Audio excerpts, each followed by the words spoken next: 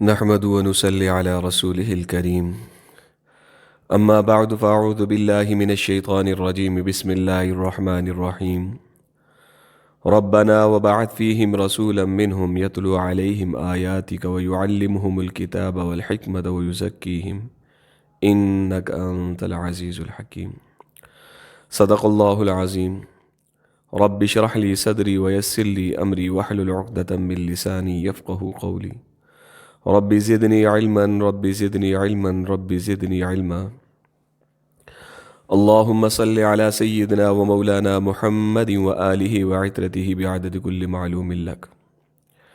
میرے واجب الاحترام قابل صد احترام معزز سامعین حاضرین ناظرین اکرام، جیسا کہ آپ حضرات جانتے ہیں ربیع الاول کا مہینہ شروع ہو چکا ہے۔ یہ وہ مہینہ ہے جس مہینے میں پوری کائنات کی قسمت کو بدلا گیا، روئے زمیں پہ ایک انقلاب برپا ہوا، انسانیت کی تاریخ بدل دی گئی، اور جو ہم انسانوں میں پوری انسانیت میں جو خزاں چلی آ رہی تھی اس میں ایک لازوال بہار آئی، اور ربیع کہتے بھی بہار کو ہیں۔ بہار کے مہینے میں وہ بہار آئی جسے کبھی کوئی خزاں نہیں، جسے کبھی کوئی زوال نہیں۔ وہ ایسی بہار ہے، اور اس بہار میں جو گلستاں اور گلستاں کا ہر پھول ایسا چمکا کہ وہ اب ہمیشہ ہمیشہ کے لیے چمکتا ہی رہے گا۔ جیسا کہ آپ حضرات جانتے ہیں اس مہینے میں ربیع الاول کے مہینے میں وجہ کائنات حضرت محمد مصطفیٰ صلی اللہ علیہ وسلم کی ولادت بسعادت ہوئی۔ یہ ہمارے لیے، میرے لیے، آپ کے لیے خصوصی طور پہ پوری امت محمدیہ کے لیے بہت بڑی خوش قسمتی کی بات ہے کہ بڑے بڑے انبیاء علیہ السلام آئے، انہوں نے دعا مانگی کہ اللہ یہ امت ہمیں عطا فرما، یہ اس امت میں ہمیں پیدا فرما۔ مجھے اور آپ کو اللہ نے بغیر کوشش کے، بغیر کسی التماس کے، بغیر کسی درخواست کے اللہ نے امت محمدیہ میں سے پیدا فرمایا۔ میں سمجھتا ہوں کہ اس سے بڑا ہمارے اوپر اللہ کا احسان، اس سے بڑا اور کیا ہوگا۔ یہ ایسی نعمت ہے کہ جس کے اوپر ہم جتنا بھی شکر ادا کریں، اگر ہم تا حیات ساری زندگی اپنا سر جو ہے وہ سجدے میں رکھیں تو تب بھی اللہ رب العزت کی اس نعمت کا ہم شکر ادا نہیں کر سکتے کہ اللہ نے ہم مسلمان پیدا کیا، اور سب سے بڑھ کر یہ کہ محمد عربی صلی اللہ علیہ وسلم کا امتی اور ان کا غلام پیدا کیا۔ یہ اتنی بڑی سعادت کی بات ہے کہ اگر ہم سوچیں، تھوڑی دیر کے لیے غور و فکر کریں تو ہمیں معلوم ہوگا کہ محمد عربی صلی اللہ علیہ وسلم کی نسبت سے ہمارے اوپر اللہ رب العزت نے کتنا بڑا کرم، کتنا بڑا احسان کیا ہے۔ آپ حضرات جانتے ہیں پہلی جو امتیں گزری ہیں ان کے ساتھ اللہ کے معاملات کیا تھے، اور امت محمدیہ کے ساتھ اللہ رب العزت کے معاملات کیا ہیں، کہ اللہ رب العزت نے کیا چاہا ہے امت محمدیہ سے اور پہلی امتوں سے کیا چاہا تھا۔ بہت بڑا فرق، واضح فرق آپ کو نظر آ جائے گا۔ پہلی امتوں میں سے ایسی امتیں بھی گزری ہیں کہ ایک نیکی کریں گی تو ایک نیکی کا ثواب ملے گا۔ ہمیں کیا کہا گیا کہ عام دنوں میں بھی، عام حالات میں بھی ایک نیکی کریں گے تو 10 نیکیوں کا ثواب ملے گا۔ یہ کس کی وجہ سے؟ محمد عربی صلی اللہ علیہ وسلم کے صدقے، ان کے طفیل۔ رمضان المبارک میں ایک نیکی کریں گے تو 70 کا ثواب ملے گا۔ تو میرے بھائیو، دوستو، بزرگو، یہ سب کا سب جو کرم ہے یہ محمد عربی صلی اللہ علیہ وسلم کے صدقے، ان کے طفیل ہے۔ ایسی امتیں بھی گزری ہیں کہ ان کے لیے حکم یہ تھا کہ آپ کے پاس جتنے بھی مال و دولت ہے، آپ کے پاس جتنا بھی مال و متاع ہے، اس میں صرف اور صرف اپنے پاس اتنا رکھ سکتے ہیں کہ آپ اس کو پہن لیں، اسے کھا لیں ایک وقت کا، باقی سارے کا سارا جو ہے اللہ کے راستے میں دینا ضروری ہوتا تھا۔ اور ایسی امتیں بھی گزری ہیں کہ انہیں یہ حکم تھا کہ وہ قربانی کریں، اللہ کے راستے میں جو ہے جانور اگر قربان کریں تو اسے ایک جگہ پہ جا کے ڈال دیں، اور اللہ کی طرف سے ایک آگ آئے گی، اسے اچک لے گی۔ اگر وہ قربانی قبول ہوگی تو وہ آگ آئے گی، اگر قربانی قبول نہیں ہوگی تو آگ نہیں آئے گی۔ تو پتہ بھی چل جاتا تھا کہ اس کی قربانی قبول ہے یا مردود ہے۔ اللہ نے یہ پردے ہمارے پہ رکھے۔ اللہ نے ہمیں یہ نہیں کہا کہ جتنا آپ نے کمانا ہے سارے کا سارا اللہ کے راستے میں دینا ہے، بلکہ کچھ شرائط کے ساتھ۔ سب کے لیے یہ حکم نہیں ہے۔ جتنا بھی آپ کماؤ، مال حلال جتنا کماؤ منع نہیں ہے، حلال طریقے سے، حلال ذرائع سے جتنا کمائیں آپ، کوئی ممانعت نہیں ہے اسلام میں۔ لیکن کیا ہے کہ حولان حول، سال گزرے، اس سال گزرنے کے بعد اتنا آپ کے پاس ہو کہ آپ صاحب نصاب ہوں۔ صاحب نصاب اب حضرات جانتے ہیں، تو اس میں کتنا دینا ہے؟ 2.5% اللہ کے راستے میں دیں، باقی سارے کا سارا آپ کے لیے حلال طیب ہے۔ اگر آپ صدقہ و خیرات بھی کریں تو یہ فبیہا، آپ کی مرضی، اس میں اور اجر و ثواب اللہ رب العزت عطا فرماتے ہیں۔ یہ تو ثواب ہی ثواب ہے۔ کہنے کا مقصد یہ ہے کہ اگر ہم تقابل کریں پہلی امتوں کے ساتھ تو یہ امت محمدیہ تمام امتوں کے اوپر فضیلت رکھتی ہے، اور ایسی فضیلت رکھتی ہے کہ ہم اگر تھوڑی دیر کے لیے سوچیں، غور و فکر کریں تو ہمیں فخر محسوس ہوگا کہ ہم اللہ رب العزت نے ہمیں امت محمدیہ میں سے پیدا فرمایا۔ یہ بہت بڑی ہمارے لیے فخر اور سعادت کی بات ہے میرے بھائی اور دوستو بزرگوں۔ یہ کوئی معمولی بات نہیں کہ ہم امت محمدیہ میں سے ہیں۔ اللہ ہمیں صحیح معنوں میں شکر کرنے کی توفیق عطا فرمائے اور شکر گزار بندوں میں سے ہمیں بنائے۔ یاد رکھیے گا، آپ صلی اللہ علیہ وسلم کے صدقے ہی، آپ صلی اللہ علیہ وسلم کے توفیل ہی اللہ نے یہ جتنی بھی نعمتیں اپنا فضل ہم پہ فرمایا ہے، یہ صرف محمد عربی صلی اللہ علیہ وسلم کے صدقے۔ ورنہ ایسی امتیں بھی گزری ہیں کہ رات کے اندھیرے میں گناہ کرتے تھے تو صبح ان کے دروازے پہ لکھا جاتا تھا کہ فلاں بن فلاں نے یہ گناہ کیا ہے۔ میرے اور آپ کے گناہوں کے اوپر، عیوب کے اوپر اللہ رب العزت نے کتنے پردے ڈالے ہوئے ہیں۔ میں کتنا گنہگار ہوں میں جانتا ہوں، میرا اللہ جانتا ہے۔ اللہ نے پردے رکھے ہوئے ہیں۔ یہ کس کے توفیل؟ محمد عربی صلی اللہ علیہ وسلم کے۔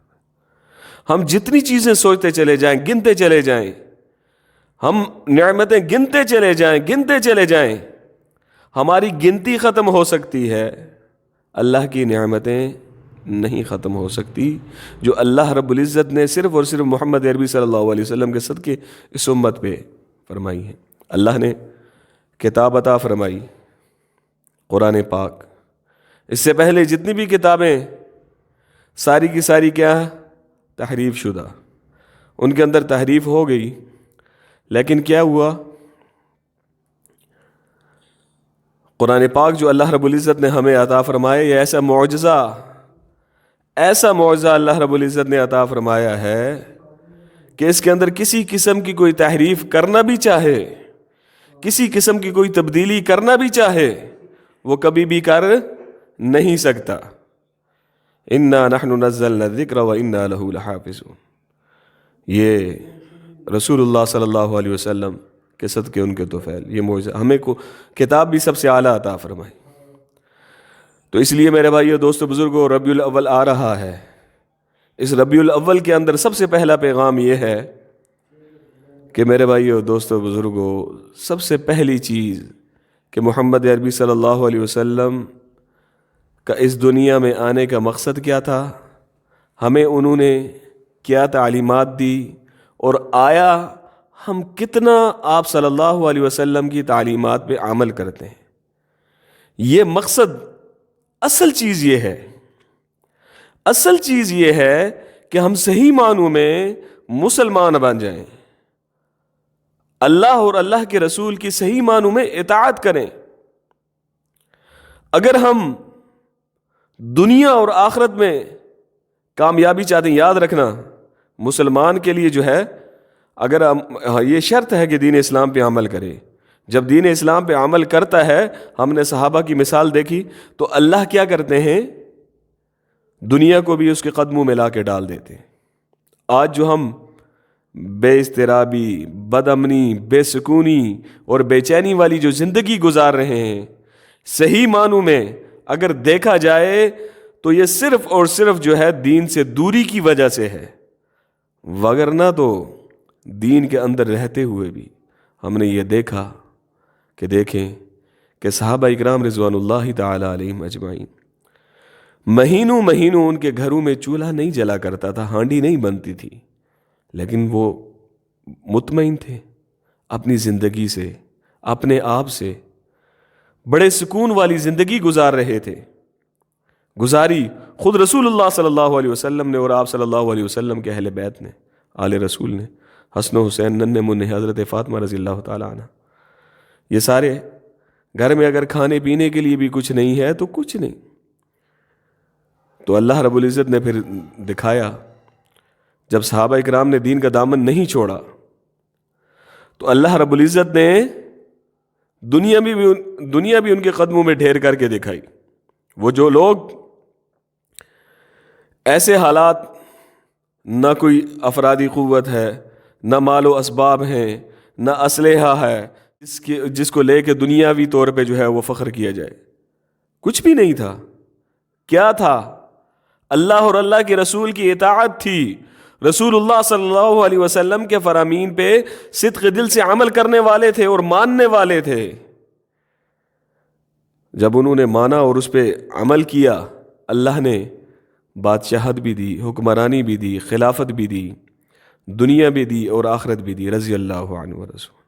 یہی مومن کے لیے جو ہے وہ دنیا اور آخرت کی جو کامیابی ہے، اللہ نے پورے کے پورے دین اسلام، یا ایھا الذین آمنوا ادخلوا فی السلم کافہ، پورے کے پورے اسلام میں داخل ہو، آدھا تتر آدھا بٹیر نہیں، پورے ہر دین کے ہر شعبے کو زندہ کریں۔ ہم صرف نماز روزہ ان چیزوں کو لے کے بیٹھ گئے ہیں میرے بھائیو، یہ تو دین کا ایک حصہ ہے۔ اگر ہم دین کو 4 حصوں میں تقسیم کریں تو باقی 3 حصے جو ہیں وہ کیا ہیں؟ وہ معاملات ہیں، معاشرت ہیں۔ تو یہ بھی تب ہوگا جب رسول اللہ صلی اللہ علیہ وسلم کے بتلائے ہوئے طریقوں پہ چلتے ہوئے ہم ان پہ عمل کریں گے تو ہم دنیا میں بھی کامیاب ہیں اور آخرت میں بھی کامیاب ہیں۔ اور یہی سب سے بہترین ربیع الاول کا پیغام ہے۔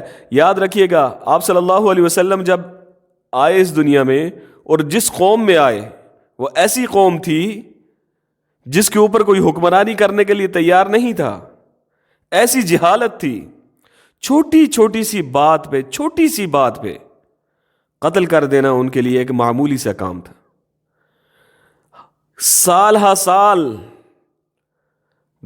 دادے کی جو ہے وہ جنگ جو ہے وہ پوتا لڑ رہا ہے، یہ ان کے اندر کسی قسم کی مشکل نہیں تھی۔ وہ ایسے خون ریزیاں، قتل و قتال، زنا، شراب، جہالت ہی جہالت، ظلمت ہی ظلمت، ایسے دور میں اور ایسی قوم میں رسول اللہ صلی اللہ علیہ وسلم تشریف لائے، اور پھر آپ صلی اللہ علیہ وسلم نے اپنے حسن و اخلاق کے ساتھ پوری طرح سے جب محنت کی تو انہی لوگوں کو جو پہلے راہزن تھے اب رہبر بن گئے، جو پہلے کچھ تھے اب کچھ بن گئے، اور خود نہیں بلکہ یہی لوگ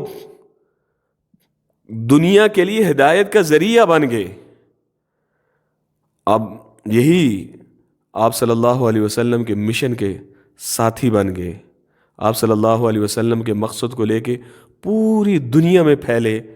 عرب کہاں، مکہ کہاں، مدینہ کہاں، پاکستان کہاں، افغانستان کہاں، چین کہاں، یہاں تک صحابہ اکرام رضوان اللہ تعالی علیہم اجمعین کی قبریں ہیں۔ وہ قبریں کیوں ہیں؟ وہ بتاتی ہیں کہ انہوں نے رسول اللہ صلی اللہ علیہ وسلم کے مشن کو، ان کے مقصد کو فراموش نہیں کیا۔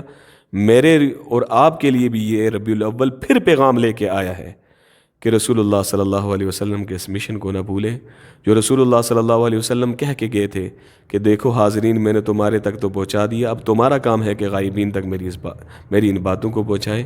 اللہ ہمیں صحیح معنوں میں دین کا داعی بنائے۔ وَأَقُولُ قَوْلِي أَسْتَغْفِرُ اللَّهَ وَآخِرُ دَعْوَانَا أَنِ الْحَمْدُ لِلَّهِ رَبِّ الْعَالَمِينَ۔